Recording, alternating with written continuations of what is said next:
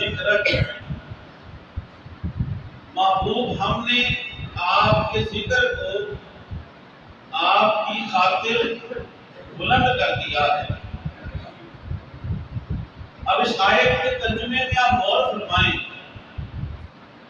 اللہ پاک نے فرمایا کہ ہم نے آپ کے ذکر کو بلند کیا آپ کی خاطر۔ اکثر و بیشتر ایسے ہوتا ہے کہ کسی کی شان اور رفعت کو بیان کرنا ہو، کسی کی فضیلت کو بیان کرنا ہو تو تکابر ہوتا ہے، یعنی ہم نے آپ کے ذکر کو فلاں سے بلند کر دیا، آپ کے ذکر کو فلاں سے بلند کر دیا، تکابر ہوتا ہے، کمپیریزن۔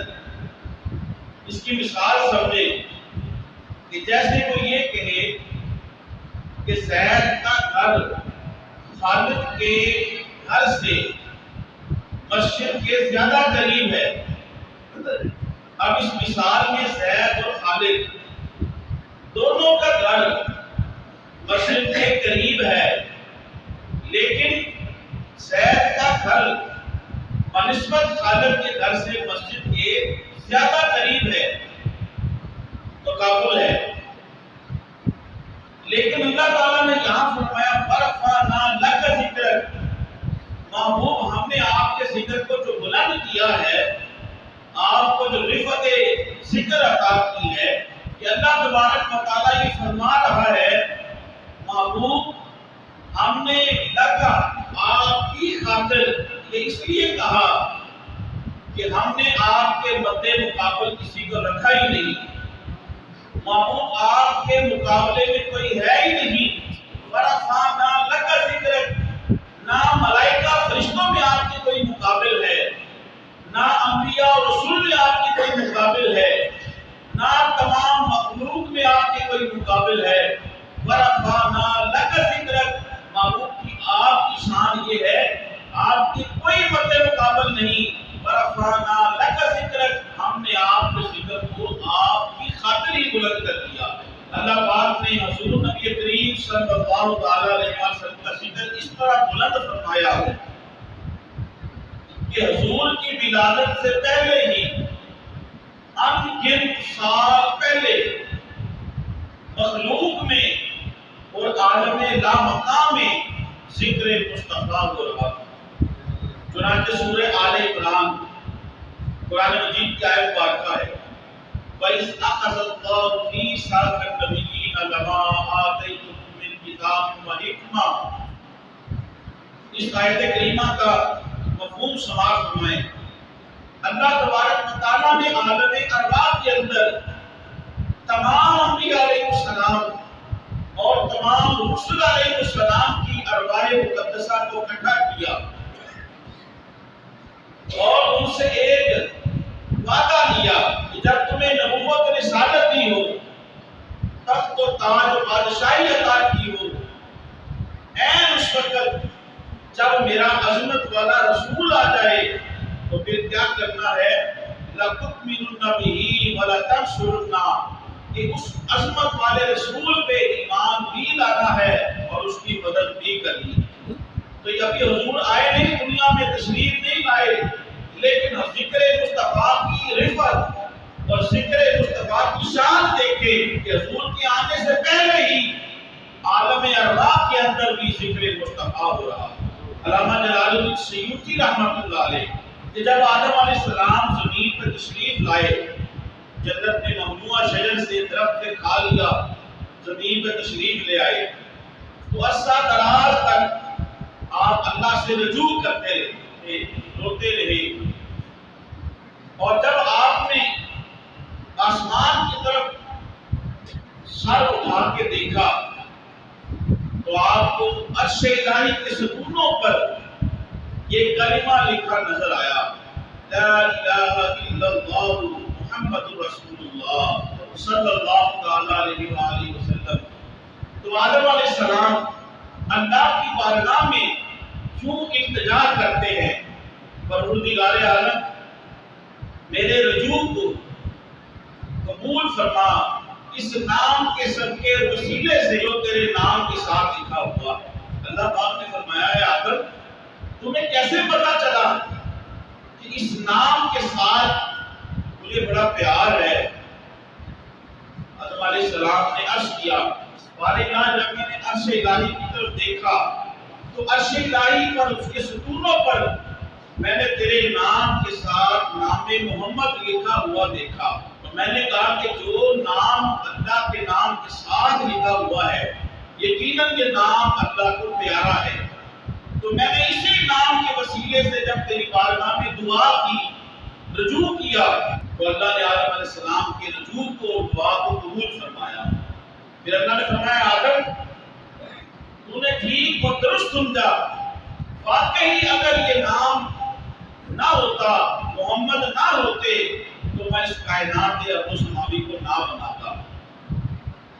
تو اب ذکر مصطفیٰ دیکھے، حضور آئے نہیں لیکن آدم کی دعاؤں میں ذکر مصطفیٰ ہو رہا ہے۔ یہ ہے رفعت ذکر مصطفیٰ۔ ذکر مصطفیٰ کی بلندی دیکھے، ابھی حضور تشریف نہیں لائے لیکن آدم کی دعاؤں کے اندر ذکر مصطفیٰ ہو رہا ہے۔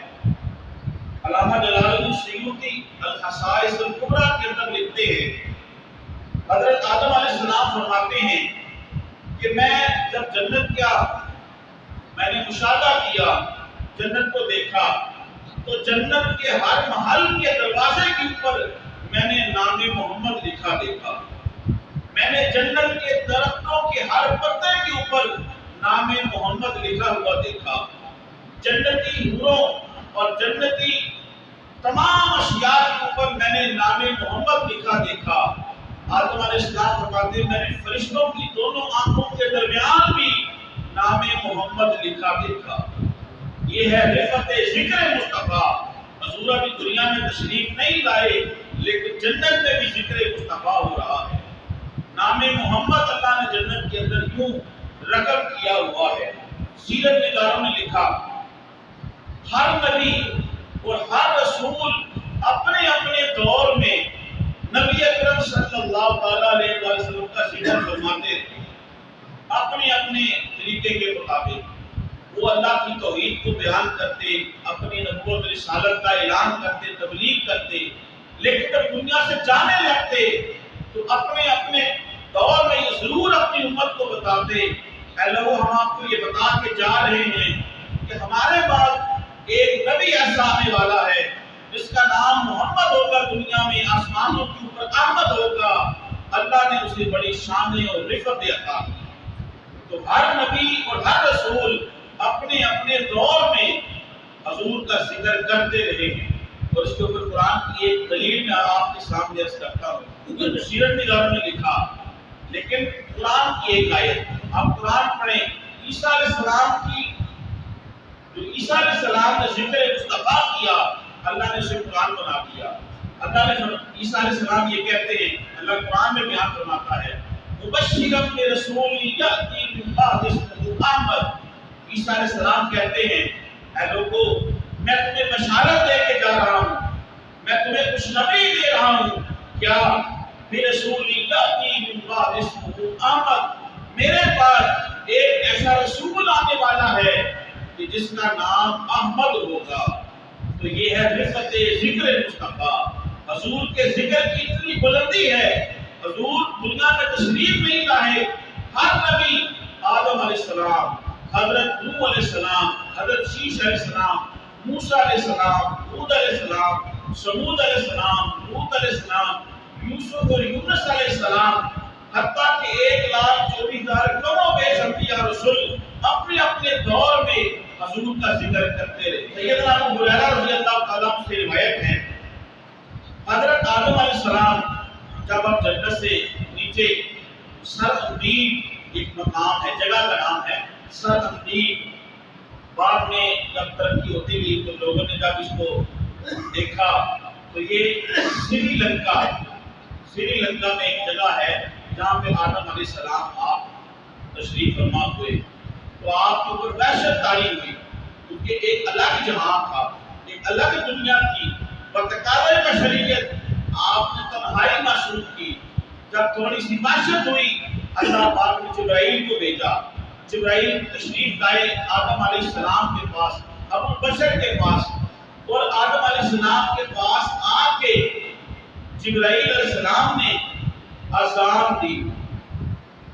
اذان میں جب ذکر خدا اور ذکر مصطفیٰ اللہ اکبر اشہد ان لا الہ الا اللہ اشہد ان محمد رسول اللہ، اذان میں جب ذکر خدا اور ذکر مصطفیٰ آدم علیہ السلام نے سنا، ان کی وحشت دور ہو گئی اور ان کے قلب کے اوپر، دل کے اوپر سکینت اور سکون طاری ہو گیا. تو یہ ہے مقام ذکر مصطفیٰ. اب یہ حضور آئے نہیں، لیکن حضور کے ذکر سے آدم علیہ السلام کے دل کو سکون مل رہا ہے. یہ ہے شان رفعت ذکر مصطفیٰ. حضرت نوح علیہ السلام، آپ کو اللہ نے حکم دیا آپ کشتی بنائیں، طوفان نوح آیا، نافرمان غرق ہو گئے. لیکن علماء فرماتے ہیں، محدثین مفسرین، کہ نوح علیہ السلام کی کشتی کے اوپر بھی نام محمد رقم تھا، نام محمد لکھا ہوا تھا. بلکہ راحت العالمین سیوطی کی میں الخصائص الکبریٰ میں پڑھ رہا تھا، صرف نام محمد نہیں، جب کشتی بنا لی تو 4 تختے باقی رہ گئے. اللہ نے حکم دیا ہے تو فلاں جگہ سے جا کے لکڑی لیا اور ان تختوں کے اوپر میرے حبیب کے 4 یار حضرت ابو بکر، حضرت عمر، حضرت عثمان، حضرت علی، ان کا نام لکھ دے. تو صرف کشتی نوح پہ حضور کا نام نہیں، بلکہ حضور کے وسیلے سے حضور کے یاروں کا، حضور کے غلاموں کا بھی ذکر جو ہے وہ آپ کے آنے سے پہلے جو ہے اللہ نے لوگوں کی زبانوں کے اوپر جاری کروا دیا. کہ حضور کے ذکر کی بلندی کا یہ عالم ہے کہ حضور تشریف نہیں لائے، جب سے کائنات بنی اللہ نے ذکر مصطفیٰ کو جاری کر دیا. ہر دور میں ذکر مصطفیٰ اپنے اپنے طریقے اور اپنی اپنی شان کے مطابق ہوتا رہا. حضرت ابراہیم علیہ السلام جب آپ کو آسمان سے باتیں کرتی ہوئی نارے نمرود میں ڈالا گیا تو آپ بے خوف و خطر نارے نمرود کی آگ میں کود پڑے. علامہ اقبال نے اسے یوں اس کا نقشہ کھینچا. علامہ اقبال کہتے ہیں بے خوف و خطر کود پڑا آتش نمرود میں عشق. بے خوف و خطر کود پڑا آتش نمرود میں عشق. عقل ہے مہوے تماشائے لبے بام ابھی. آپ کہتے ہیں کہ ابراہیم علیہ السلام نے بے خوف و خطر وہ آگ جس کے اوپر سے اگر کوئی پرندہ گزر جائے، جس کے قریب اگر کوئی جائے تو وہ جل کے راکھ ہو جائے. ابراہیم علیہ السلام کو جب منجنیق اور ایک تین بنا کے جب پھینکا گیا تو آپ بے خوف و خطر چلے گئے. اور پھر جب آپ کے اندر گئے اللہ نے فرمایا یا نار کونی بردم و سلام علی ابراہیم، اے آگ ابراہیم پہ ٹھنڈی ہو جا اور ایسی ٹھنڈی سلامتی والی ٹھنڈی ہو جا. یہاں پہ علماء فرماتے ہیں کہ ابراہیم علیہ السلام کے لیے یہ جو آگ گلے گلزار بنی، پھولوں کی سیل بنی، اس کی وجہ یہ تھی کہ نور مصطفیٰ ابراہیم علیہ السلام کی پیشانی میں چمک رہا. کیونکہ حضور نبی کریم صلی اللہ علیہ وسلم ابراہیم علیہ السلام کی اولاد میں سے ہیں. ابراہیم علیہ السلام میرے اور آپ کے کریم آقا نبی آخر الزمان صلی اللہ علیہ وسلم کے آباء و اجداد میں سے ہیں. تو نور مصطفیٰ ابراہیم علیہ السلام کی پیشانی میں چمک رہا تھا. تو نور مصطفیٰ کی برکت سے اللہ نے ابراہیم علیہ السلام کے لیے نمرود کی آگ کو ابراہیم کے لیے ٹھنڈا کر دیا اور سلامتی والا کر دیا. یہ ہے برکات نام مصطفیٰ اور برکات ذکر مصطفیٰ. حضرت اسماعیل علیہ السلام، ان کو ابراہیم علیہ السلام نے لٹایا اللہ کے حکم سے اور ان کی گردن کے اوپر چھری چلائی. اسماعیل علیہ السلام جو بے خوف و خطر لیٹ گئے اور انہیں کوئی ڈر محسوس نہ ہوا. علماء یہاں پہ فرماتے ہیں اس لیے کہ نور مصطفیٰ اب ابراہیم سے منتقل ہو کے اسماعیل علیہ السلام کی پیشانی میں چلا گیا تھا. تو اسماعیل علیہ السلام جو بے خوف و خطر ابراہیم کی چھری کے نیچے لیٹ گئے، اس جرأت اور بہادری کی وجہ وہ نور مصطفیٰ تھا جو اسماعیل علیہ السلام کی پیشانی میں چمک رہا تھا۔ حضرت سلیمان علیہ السلام آپ کے پاس انگوٹھی تھی جس کی بے بہا برکتیں تھی، معجزات تھے۔ الخصائص الکبریٰ کے اندر علامہ جلال الدین سیوطی رحمۃ اللہ علیہ لکھتے ہیں کہ سلیمان علیہ السلام کی انگوٹھی کے نگینے کے اندر جو جملہ لکھا ہوا تھا وہ یہ تھا، لا الہ الا اللہ محمد رسول اللہ صلی اللہ علیہ وسلم۔ سلیمان علیہ السلام کی انگوٹھی میں حضور کا نام لکھا ہوا تھا، اس انگوٹھی کی برکتوں کی وجہ بھی نام مصطفیٰ تھا۔ تو اب یہ شان رفعت ذکر مصطفیٰ دیکھیں کہ ہر دور میں جب سے خلاق عالم نے اس کائنات کو بنایا ہے، ہر دور میں ہر نبی، ہر رسول، ہر مخلوق جو ہے وہ ذکر مصطفیٰ کرتی آئی ہے اور ذکر مصطفیٰ سنتی آئی ہے۔ حضرت ابراہیم علیہ السلام، اللہ پاک نے حکم دیا ابراہیم میرا گھر بناؤ۔ وَإِذْ يَرْفَعُ إِبْرَاهِيمُ الْقَوَاعِدَ، ابراہیم علیہ السلام نے بیت اللہ کی دیواروں کو اونچا کیا۔ ابراہیم اور اسماعیل باپ بیٹا جب بیت اللہ کو تعمیر کر لیا تو ہر مزدور اپنا کام کرنے کے بعد اجرت اور معاوضہ مانگتا ہے جو اس کا حق ہے۔ اب ابراہیم علیہ السلام بیت اللہ کو تعمیر کر لیا تو اب اللہ سے کیا مانگتے ہیں؟ یہ بھی قرآن کی آیت ہے۔ ابراہیم علیہ السلام یوں اللہ کی بارگاہ میں دعا مانگتے ہیں، رَبَّنَا وَابْعَثْ فِيهِمْ رَسُولًا۔ ابراہیم علیہ السلام بیت اللہ کی تعمیر کرنے کے بعد آپ اللہ کی بارگاہ سے یوں دعا مانگتے ہیں، اے اللہ، اے ہمارے رب، وہ عظمت والا رسول، وہ شان والا رسول جو لوگوں کے اوپر تیری آیات پڑھے گا اور ان کا تزکیہ نفس کرے گا، ان کو ستھرا کرے گا، جس کو تو نے حکمت اور دانائی عطا کی ہے، اور لوگوں کو قرآن کا کتاب کا علم سکھائے گا۔ اے مالک کریم، اس عظیم اور شان والے نبی کو میری نسل میں سے پیدا فرما، میری نسل میں سے پیدا فرما۔ تو یہ کیا ہے؟ یہ حضور کے آنے سے پہلے ہی اللہ نے تمام نبیوں سے ذکر مصطفیٰ کروایا، ذکر مصطفیٰ کرایا۔ امام یوسف نبہانی نے جواہر البحار کے اندر، علامہ جلال الدین سیوطی نے الخصائص الکبریٰ کے اندر لکھا، میں صرف وہ طویل حدیث ہے، میں صرف اشارہ کروں گا۔ حضرت موسیٰ علیہ السلام، آپ ایک امت کا ذکر کرتے ہیں، بڑی فضیلت ہے، دعا مانگتے ہیں یا اللہ اس امت کو میری امت بنا دے، اللہ فرماتا ہے نہیں، یہ میرے حبیب کی امت ہے۔ اسی طرح وہ امت محمدیہ کی بڑی تعریفیں پڑھتے ہیں، ہر بار یہ دعا مانگتے ہیں کہ اللہ اس عظیم اور شان والی امت کو میری امت بنا دے۔ ہر مرتبہ یہی جواب ملتا ہے، یہ شان والی امت جو ہے یہ میرے حبیب کی امت ہے۔ ہمارے پاس وقت نہیں ہے، ورنہ امت محمدیہ کی شان یہ ہے، حضور نے فرمایا میری امت کی مثال اس مزدور کی طرح ہے جو مزدوری تھوڑی کرتی ہے، اجرت زیادہ ملتی ہے۔ سابقہ نبیوں کی امتیں 1000 سال، 2000 سال، 900 سال، 500 سال عمر ہے، لیکن ان کے اعمال نامے جب قیامت کے دن کھلیں گے اور امت محمدیہ 50 سال، 60، 70، 80 سال، زیادہ سے زیادہ 100 سال، لیکن جب اعمال نامے کھلیں گے، اعمال نامے کے اندر لکھا ہوگا 1000 سال کی عبادت، 2000 سال کی عبادت کا ثواب، عمر 100 سال ہے۔ یہ کیا ہے؟ حضور نے فرمایا میری امت کی مثال اس مزدور کی طرح ہے جو مزدوری تھوڑی کرتی ہے، اجرت زیادہ ملتی ہے۔ تو موسیٰ علیہ السلام دعائیں مانگتے یا اللہ اس امت کو میری امت، اس امت، ہر بار کی جواب ملتا حبیب کی امت ہے۔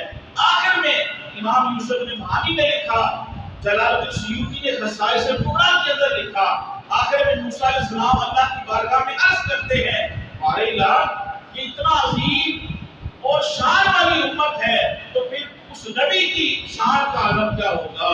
اے مالک پھر ایسے کر مجھے بھی اس عظیم اور عظمت شان والے نبی کی امت میں شامل فرما دے.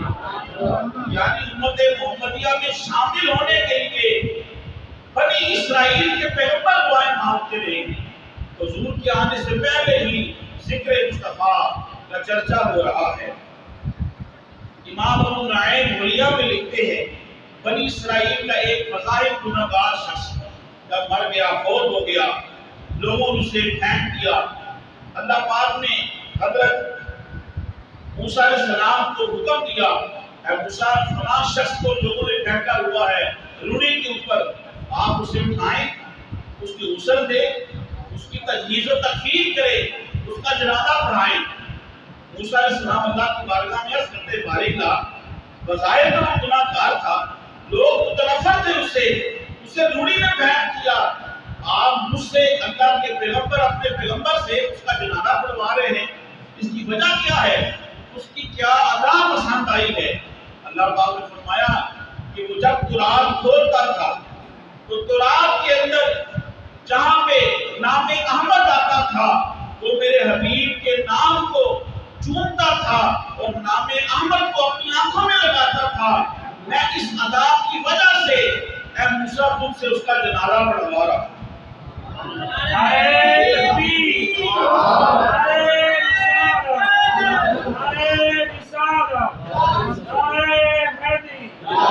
تمام سابقہ راہب، وقت نہیں ہے، میں صرف باتوں کو میں نے مختصر کر دیا.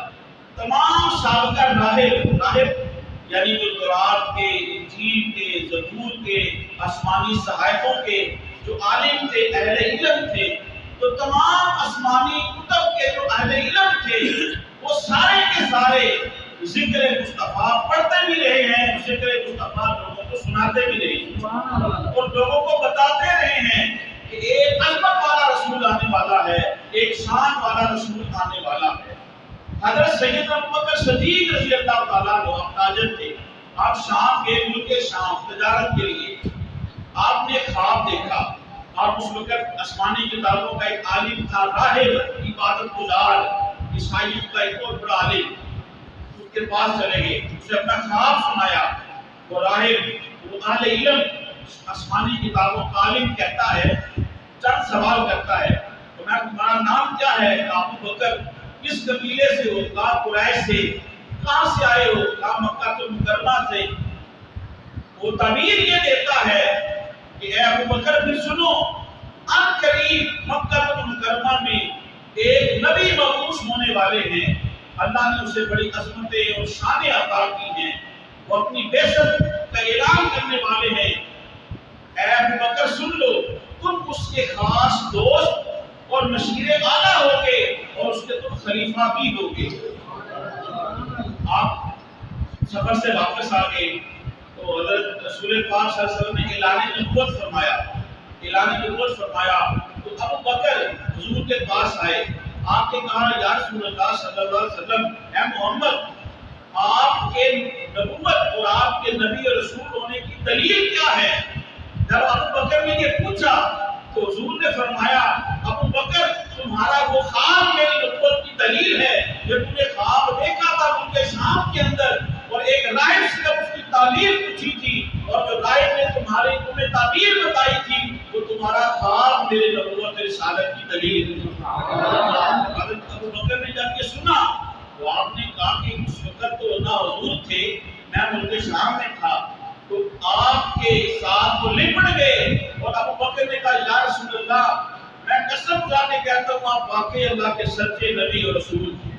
اب رہا تو یہ سب سے پہلے اس نے مکہ المکرمہ کے جو مضافات کی وادیاں تھیں، چراگاہیں تھیں، وہ سب کے مال لوٹ کے لے گیا. عبد المطلب حضور کے دادا یہ اس کے دربار میں پہنچ گئے. یہ اپنے تخت پہ بیٹھا ہوا تھا. تمام سیرت نگاروں نے لکھا یہ تخت پہ بیٹھا ہوا تھا، دربار لگا ہوا ہے. جو ہی حضرت عبد المطلب رضی اللہ تعالیٰ حضور کے دادا اس کے دربار کے اندر داخل ہوئے، یہ تکبر اور سرکشی کا پیکر تھا. جو ہی اس نے حضور کے دادا عبد المطلب کو دیکھا تو فوراً اپنے تخت سے نیچے اتر آیا. فوراً اسے اپنے تخت سے نیچے اتر آیا. مفسرین سیرت نگاروں نے لکھا کہ جب اس نے حضور کے دادا کو دیکھا تو حضرت عبد المطلب کی پیشانی میں جب نور مصطفیٰ کو دیکھا تو نور مصطفیٰ کی ہیبت اور روب اور جلال سے وہ اپنے تخت سے فوراً نیچے اتر آئے. اور پھر جب اس نے سمجھا یہ مجھ سے منت سماجت کرنے آئے, حضرت عبد المطلب نے کہا میرے منہ کو, اس نے کہا مجھے حیرت ہے آپ اپنے عبادت خانے کو نہیں بچا رہے کہ مجھ سے سماجت کریں, منتیں کریں, آپ کو اپنی اونٹوں کی پڑی ہوئی ہے. حضرت عبد المطلب نے بڑا خوبصورت جواب دیا. آپ نے کہا ہر بندہ اپنے گھر کی حفاظت کرتا ہے, ہر بندہ اپنے گھر کی حفاظت کرتا ہے. اونٹ میرے ہیں, میں اس کی حفاظت کر رہا ہوں. بیت اللہ اللہ کے گھر ہے, یقیناً اللہ اس کی حفاظت کرے. اہل مکہ کو جب پتہ چلا نا کہ ابرہا فوج لے کے آ رہا ہے تو سارے بھاگ گئے. بیت اللہ کے ارد گرد سے سب دوڑ گئے, ادھر ادھر چلے گئے. لیکن حضرت عبد المطلب رضی اللہ تعالیٰ عنہ آپ اپنے اہل خانہ کو لے کے بیت اللہ کے پاس آئے. بیت اللہ کی دیوار کو پکڑ کے اس کے قریب کھڑے ہو کے اللہ کی بارگاہ میں دعا کرتے ہیں, یا اللہ ہر انسان اپنی استطاعت کے مطابق اپنے گھر کی حفاظت فرماتا ہے, یا اللہ تو بھی اپنے گھر کی حفاظت فرما. اور پھر آپ ایک طرف ہو کے پہاڑی پہ جا کے بیٹھ گئے اور پھر لوگوں نے نظارہ دیکھا جو کہ سیرت و تاریخ کے اندر لکھا ہوا ہے کہ جب وہ ہاتھی لے کے آیا تو اللہ تعالیٰ نے ابابیل چھوٹے چھوٹے جانوروں سے اس کے ہاتھیوں کو, اس کی فوج کو جو ہے وہ ایسے کر دیا کہ اصل معقول کہ جیسے جانور چارہ کھاتے ہیں وہ چارہ کھا کر جو چارہ ان کے پاؤں کے نیچے آ جاتا ہے تو جو چارے کی کیفیت جانوروں کے پاؤں کے نیچے آتی ہے روند کر, تو میں اصل معقول ایسے اللہ نے ان کو کر دیا. یہاں پہ بھی سیرت نگاروں نے لکھا کہ جب لوگوں نے سنا کہ ہاتھی والے ابرہا فوج لے کے آ رہا ہے سب بھاگ گئے, لیکن حضرت عبد المطلب مکہ المکرمہ اور بیت اللہ کو چھوڑ کے نہیں بھاگے. سیرت نگاروں نے لکھا کہ حضرت عبد المطلب کے اندر یہ بہادری اور یہ جو جرأت تھی یہ اصل میں نور مصطفیٰ کی برکت تھی جو حضرت عبد المطلب کی پیشانی میں چمک رہا. حضرت عبداللہ رضی اللہ تعالیٰ عنہ آپ جب کہیں جاتے نا ادھر ادھر, ایک واقعہ بڑا معروف ہے. اس وقت کی حسن و جمال کے اندر خوبصورت خاتون جب آپ کے چہرے کو دیکھتی ہے تو آپ سے شادی کی خواہش مند ہوتی ہے, آپ انکار کر دیتے ہیں. آپ گھر تشریف لاتے ہیں, آپ کی شادی حضرت عبداللہ کی حضرت آمنہ سے ہو چکی تھی.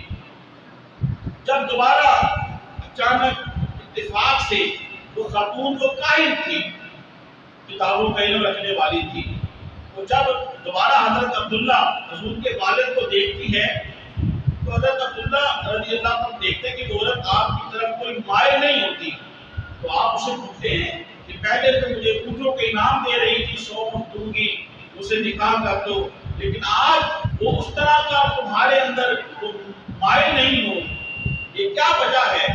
تو وہ کاہن, وہ کتابوں کا علم رکھنے والی خاتون کہتی ہے جس کے اوپر اس وقت کے عرب کے تمام لوگ فریبتا تھے کہ یہ ہم سے شادی کر لے.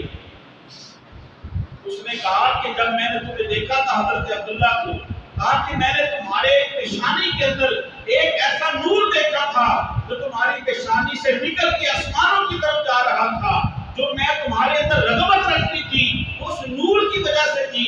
میں یہ چاہتی تھی کہ وہ نور میرے حصے میں آ جائے, لیکن آج میں دیکھ رہی ہوں وہ نور تمہاری پیشانی سے کسی اور کے حصے میں آ چکا.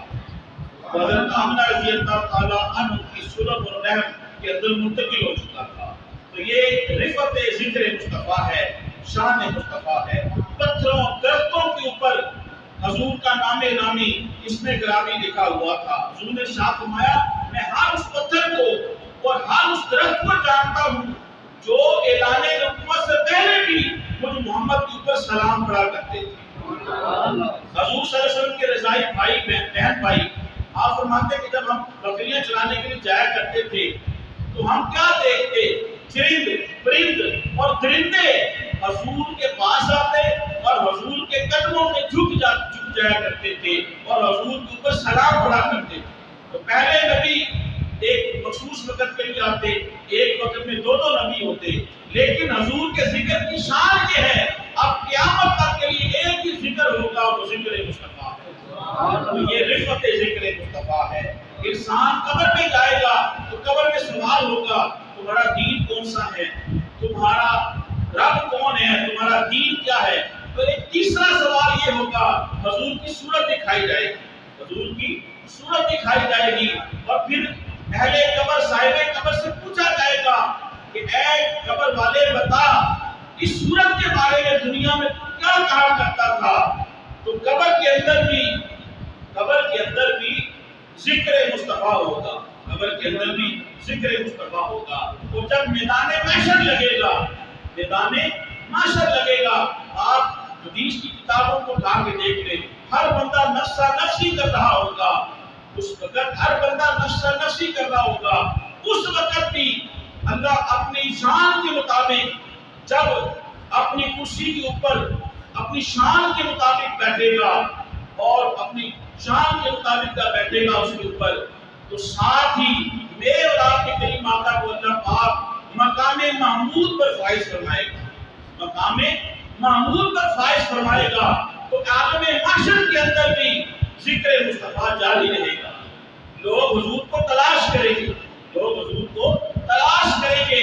آدم علیہ السلام سے لے کر, بلکہ آدم سے پہلے جنت کے اندر, اور اللہ کے جب سے کائنات بنائی تب سے لے کر آج تک اور قیامت تک قبر میں حشر میں ہر وقت ذکر مصطفیٰ بہتر سے بہتر انداز میں جاری اور ساری